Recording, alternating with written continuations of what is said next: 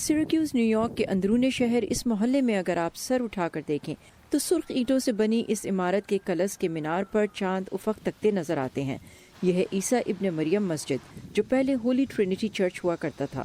اندر داخل ہوں تو لکڑی پر کندہ آیات یہاں آنے والوں کو دعوت دیتی ہیں کہ گناہ چاہے کوئی بھی ہو، اللہ ان کے تمام گناہ معاف کر دے گا۔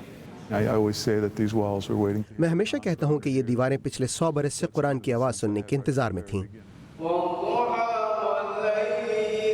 یوسف سول جو چرچ سے مسجد تک کے اس سفر میں شروع سے ساتھ ہیں، کہتے ہیں کہ چرچ میں اذان گونجے یہ اتنا آسان نہیں تھا۔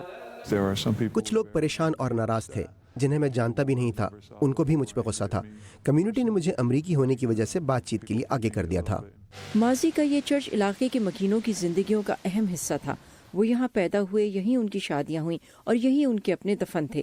تو یوسف سول کہتے ہیں کہ ان کا رد عمل قابل فہم تھا۔ ہم نے ہر کسی کو خوش آمدید کہا، انہیں کھانے پر بلا کر ان سے بات کی، یہاں تک کہ وہ اس چرچ کے مسجد بننے سے متعلق مطمئن ہو گئے۔ چرچ کیتھولک ڈائسس کی ملکیت تھا، جو چاہتے تھے کہ خدا کے گھر میں خدا کی ہی عبادت ہو، اور یوں جبکہ دوسرے اس پراپرٹی کی 3 گنی قیمت دینے تیار تھے، یہ چرچ مسلمانوں کو مسجد بنانے کے لیے کافی کم پیسوں میں بیچ دیا گیا۔ اور پھر اس عمارت کی بحالی کا کام شروع ہوا، جس کے لیے سیراکیوز یونیورسٹی کے آرکیٹیکٹ کو لیا گیا، جن کا بچپن اسلامی ممالک میں گزرا تھا۔ اندر آتے ہی انہوں نے کہا یہ چرچ نہیں بلکہ مسجد ہے۔ اس کی وجہ عمارت میں موجود محرابیں اور دیواروں اور ستونوں پر کسی قسم کی مجسمہ سازی کا نہ ہونا تھا۔ کلیسے کو مسجد میں تبدیل کرنے کے اس سفر میں اس کے باہر موجود 10 بڑے کراسز کو ہٹایا گیا ہے، جن کی جگہ اب 2 ہلال نظر آتے ہیں، اور یہاں اندر ان چھتوں پر بنے 10,000 کراسز پر رنگ کر دیا گیا ہے۔ لیکن جا بجا اس مسجد میں اب بھی عیسائیت کی نشانیاں نظر آتی ہیں، مثلا رنگین شیشوں کی تصویروں والی یہ کھڑکیاں جن پر اب پردے پڑے ہیں، اور یہ آرگن جو اب اس مسجد کا حصہ بن چکا ہے۔ So we still need to raise some funds and replace those lights because it is a bit dark in here. بہت سی دوسری چیزوں کی طرح اس مسجد کی ایک منفرد بات یہ بھی ہے کہ یہاں مردوں اور خواتین کے لیے الگ حصے نہیں، اور اس مسجد کا کوئی نامزد امام یا مؤذن نہیں۔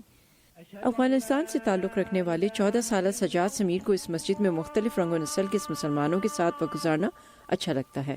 میں نے پہلے کبھی اذان نہیں دی تھی اور خود ہی پریکٹس کیا کرتا تھا، تو پھر یہاں سب نے میری حوصلہ افزائی کی اور میں نے اذان دینا شروع کر دی۔